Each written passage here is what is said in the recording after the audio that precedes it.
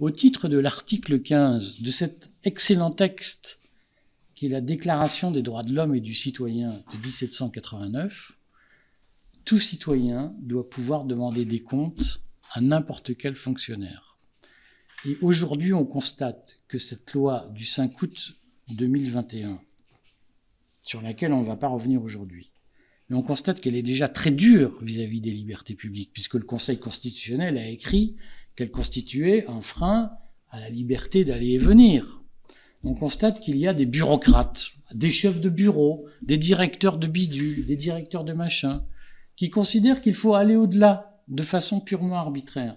Il est normal que nous, les non-vaccinés, ou nous, les adversaires de ces mesures liberticides, nous leur fassions passer un message politique, qui est que nous ne nous laisserons pas faire, et que probablement ils nous mettront à terre, mais ils seront à terre avec nous. Et que tous ceux qui pensent pouvoir le faire anonymement, ils sortiront de l'ombre, et leur carrière s'arrêtera avec la nôtre. On ne peut pas être plus clair. C'est très clair. Donc, ce qui veut dire que le shaming, on va dire, la nomination de ces individus paraît indispensable dans le respect des règles démocratiques que l'on a aujourd'hui. Oui, c'est ceux qui pensent. Moi j'ai fait régulièrement du shaming dans ma vie journalistique, si tant est qu'elle soit vraiment journalistique. Et j'ai eu des gens qui m'ont appelé un jour en disant « Mais moi, je ne suis pas une personnalité publique, pourquoi vous me mettez en cause ?» Bien, il faut qu'ils sachent que parce qu'ils ont été choisis par le peuple français pour exercer certaines fonctions, ils deviennent des personnalités publiques et c'est créateur d'obligations pour eux. Qu'ils n'imaginent pas que ce soit créateur de droits sans contrepartie d'obligations. Et s'ils ont oublié qu'en contrepartie du droit, il y avait des obligations, nous allons le leur rappeler. Pour une raison simple, c'est qu'aujourd'hui, Emmanuel Macron a franchi des lignes rouges. Et là, j'entendais Jean Castex parler de l'obligation vaccinale des enfants, ce qui est un manquement au devoir de précaution, au principe de précaution qui est inscrit dans la Constitution. Si ces gens-là ne comprennent pas qu'il faut savoir jusqu'où ne pas tirer sur la corde, il sera du devoir des non-vaccinés, des anti-passes sanitaires, de construire le rapport de force politique pour les ramener de l'autre côté de la ligne rouge qu'ils ne doivent surtout pas franchir.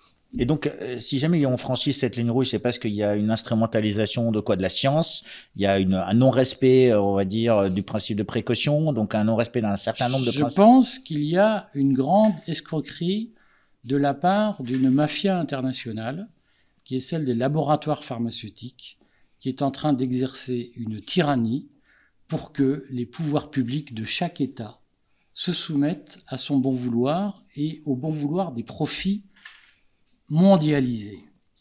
Et je pense que c'est une erreur de croire que la mafia internationale peut bafouer le respect de la dignité des peuples. Aujourd'hui, ce à quoi nous assistons, c'est à une caste mondialisée qui obéit à la mafia internationale des profits, qui bafoue le respect de la dignité des peuples. Et il faut qu'ils comprennent que là, ils sont arrivés au bout de ce qu'ils pouvaient faire impunément. Donc, ce qui veut dire qu'ils ont mainmise, ils ont capturé le système, ils ont capturé le système politique, le système réglementaire pour les influencer à un tel point qu'ils vont dépasser la ligne rouge et que ça entraîne une nécessité de faire du shaming, quoi, enfin une nomination individuelle. Je pense qu'il y a deux étapes dans ce que tu dis, Xavier. Il y a l'étape du dessous, si j'ose dire, c'est le shaming. On l'a vu au procès de Nuremberg en 1945. Bien sûr. Je me suis contenté d'obéir, monsieur. En réalité, non. Plein de gens, sous couvert d'obéir, vont au-delà des instructions qu'on leur donne. Responsable, mais pas coupable. Et donc, c'est ceux qui vont au-delà des instructions qu'on leur donne, ceux qui font de l'excès de zèle, il faut que leur nom soit tiré de l'anonymat et qu'on s'en souvienne pour des générations et des générations. Et ça leur arrivera, je m'y engage. Maintenant, il y a au-dessus la captation du pouvoir que tu dis.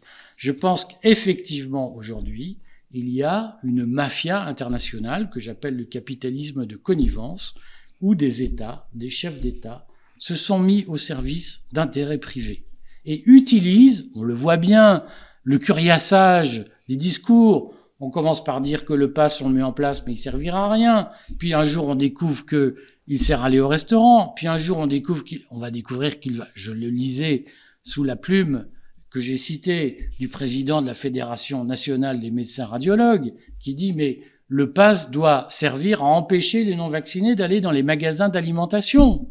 Mesure que même le Troisième Reich n'a jamais proposé. Jamais le Troisième Reich n'a annoncé qu'il interdisait aux Juifs de se nourrir. Aujourd'hui, on a des présidents de fédérations, la Fédération nationale des médecins radiologues, son président, Jean-Philippe Masson, qui dit le pass sanitaire doit empêcher les non-vaccinés d'aller dans des magasins d'alimentation. Donc ça, c'est de l'excès de zèle. C'est de l'excès de zèle. Ça doit être puni, mais on voit bien que tous ces gens-là se sont mis au service de laboratoires pharmaceutiques comme Pfizer, qui nous annonce la 4e dose, qui nous annonce qu'on peut vacciner les enfants sans risque, alors que tout le monde sait que le variant Omicron, aujourd'hui, montre de plus en plus de signes reconnus internationalement de résistance au virus, au vaccin, et que donc le vaccin sert de moins en moins, et que tout le monde s'organise, tout le monde accepte de taire les effets secondaires du vaccin. Je ne sais plus qui écrivait, je l'ai lu encore, Thierry de Cabarrus, qui paraît-il est essayiste, qui explique qu'il faudrait faire taire tous ceux qui parlent des effets secondaires du vaccin. Mais on est dans quelle dictature propagandiste? On est rentré dans quel totalitarisme pour qu'aujourd'hui, il y ait une collusion d'intérêts, un capitalisme de connivence où la puissance de l'État se met au service des profits privés? C'est une escroquerie de mafia internationale. Je crois qu'il faut défendre la dignité des peuples face à cette escroquerie.